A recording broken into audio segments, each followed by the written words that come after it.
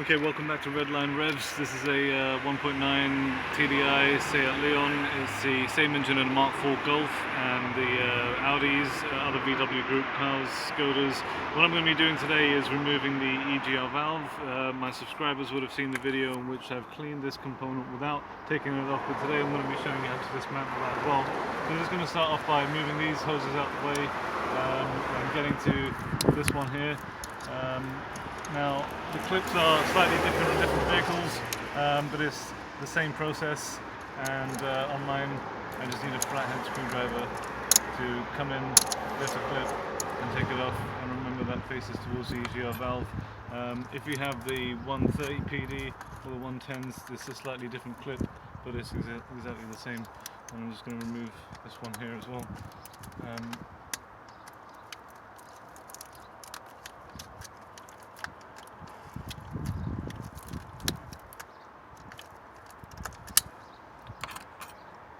Right, with those off, you can just pull out this pipe.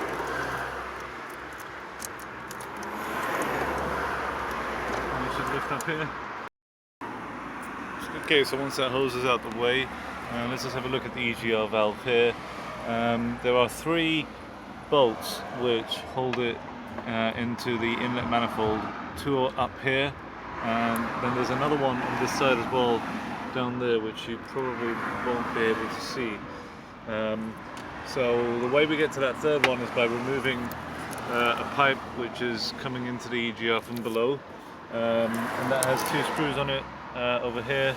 These are 6mm, I think, Allen key or hex screws, and these ones are 5, the 3 that hold the EGR to the inlet manifold. So I'm just going to start off by doing the bottom ones first, because you have to remove that pipe, move it out of the way to get to that other bolt. I'm going to use a 6mm Allen key to get the EGR return pipe bolts off. You'll struggle to get your ratchet in there. I was able to get it over this bolt, but actually the Allen key allows more space to work. Okay, I've got my Allen key on that. I'm just going to crack it. Start to get it loose. Okay, so once you've loosened the first bolt underneath the EGR on the return pipe, just go ahead and get the other one loose. You won't be able to get a ratchet on that, most likely. Allen key will do best. Once both of those are loose, you can then just remove them with your hands carefully, making sure you don't drop the bolt, and there's a washer in them as well. And there it is. Once you've got that first bolt off underneath the EGR valve, just go ahead and get the next one with your hands, and there you have it. Now I'm going to go for this one here, which is the most difficult one, that holds the EGR valve onto the inlet manifold to get, and it's your 5mm hex Allen key bit on a ratchet with an extension to do you well here. And I'm just going to go for that one first. Just start by loosening it up, and then go for it with your hands like I'm doing here, and make sure you catch that bolt. Okay, once you've got that one, I'm going to go for this here.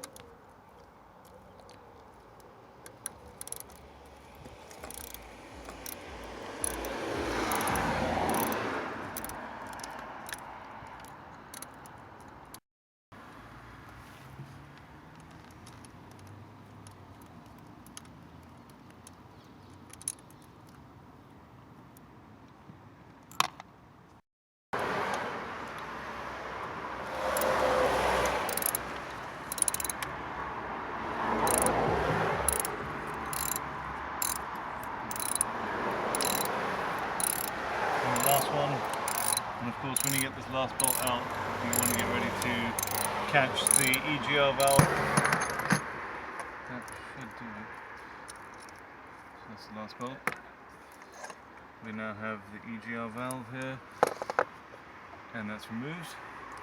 And what's good about this method is that you're able to see the gunk inside your inlet manifold there, so you can see how caked up that is from about 150 miles almost now of exhaust gases being recirculated into the system.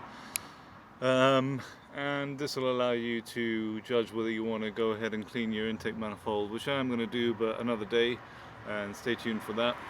For now we're going to just continue with this EGR. Okay, so now it's just a case of disconnecting the vacuum lines from the EGR valve, and this one at the top is the one that operates the EGR valve, and you can pry this off with a screwdriver like I'm doing here, and then there'll be another vacuum line to deal with, and it's better to get that second one from the solenoid. It operates the anti-shudder valve, which is the butterfly valve in there, and this is actually quite difficult for me to get off on the solenoid side on a 150 PD, but be very careful if you're pulling it out the actuator. You can't use a screwdriver, and it is easy to break that little nipple inside. It's quite fragile, so just be careful while you do that. Here I've got the valve off. I'm just going to show you cleaning it out. Just grab a screwdriver or a toothbrush and just yank out these big bits first, and get some carb cleaner or air intake cleaner and spray that stuff inside, brush it all about, and just get it as clean as you can.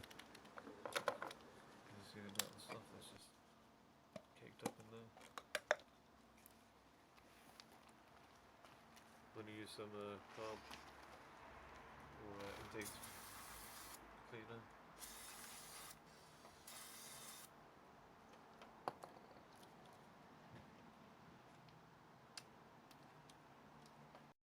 Okay, to put the EGR back, you'll notice that this EGR return pipe is very close to that bottom bolt that goes from EGR to inlet manifold, so that can be quite tricky to do. What I'm going to do is actually remove this pipe to get it back all back on, because this one in particular is almost impossible for me to do, at least when the pipe is on the car. But I'm only going to secure this side into the EGR from the bottom before when I place this back, because this screw comes in after you've screwed that one in and got the EGR into the inlet manifold on that bottom, with that bottom screw there. So that's what I'm going to do. Just going to start by taking off these two now.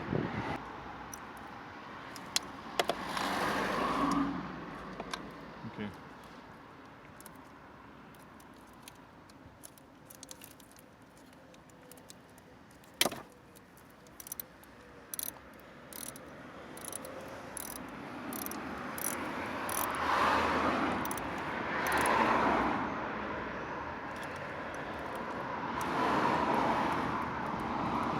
Let me just crack the pressure and then go for it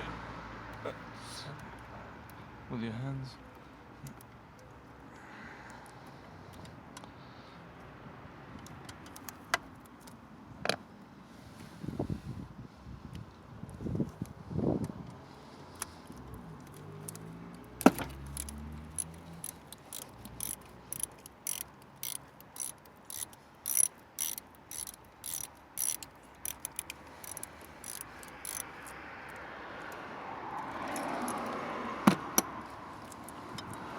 Okay.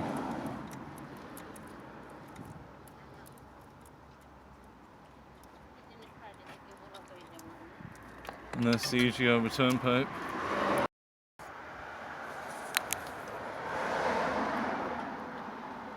Okay, so you've got your EGR valve, and that's the side that goes into the inlet manifold with the 3 screws. Your EGR return pipe is going to come underneath there, like this, with this side facing the EGR cooler pipe. And I'm going to put this bolt in on this side first, not the other one, because we need to leave that to get access to this screw that takes the EGR onto the inlet manifold. So we're just going to go for this one on the side here.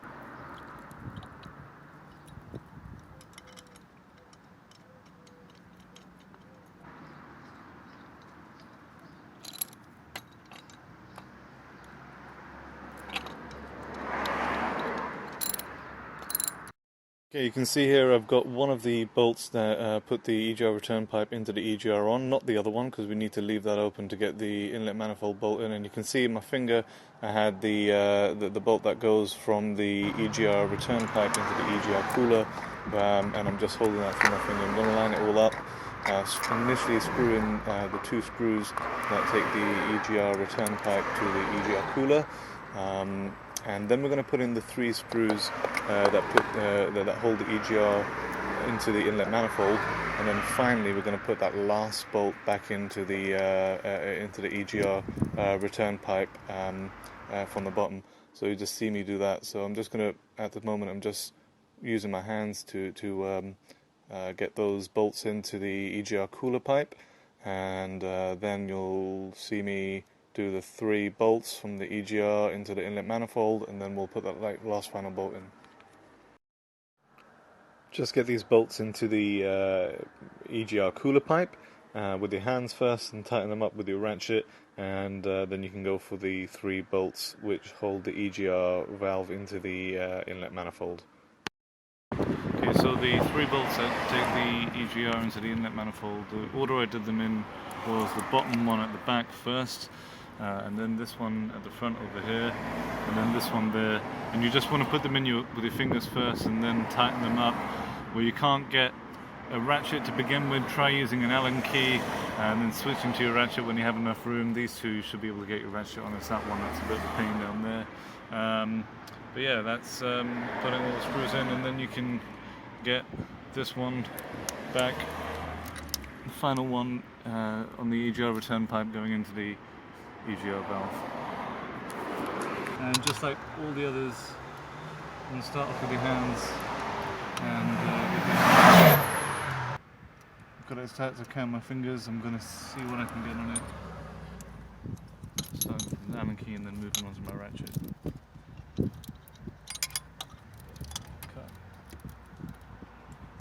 Now all the bolts are nice and tight, and I'm just going to replace this vacuum line over here onto the EGR valve. Should just be able to pull it over, and it should be alright like that. Okay, now you just got to return that vacuum line to the anti-shudder valve actuator, and of course that's easier to do from the solenoid side, and mine was quite difficult to take off from there, which is why I've taken it from the actuator. If you do it like I did, make sure you be really careful. Don't use your screwdriver to pry at it like you saw me doing with the vacuum line on the EGR valve. It's got a very, very tiny nipple inside that actuator, which is quite fragile, so just be careful, take it with your hands, and have patience. And now I'm just replacing this pipe, and that's it. That's the job done. That's how you remove, clean, and reassemble the EGR valve on a VW 1.9 TDI engine. There might be slight variances in your engine bay. For example, this pipe I'm putting on here, you might find that you've got slightly different clips. Here you can see me putting on the ones that I've got here. And you might also find that you don't have the EGR cooler pipe, which is just going to make the whole job a lot easier for you. You'll have much more space to work around. You might find that you're able to get your ratchets underneath on some of those more difficult bolts that I could only get an Allen key at. And just remember that these clips on the 150 PD, the feet over here, they face the EGR valve. You might also find that you've got an easier vacuum line to take off from the solenoid side for the anti-shudder valve actuator. And those are the main differences that you might find in your engine bay.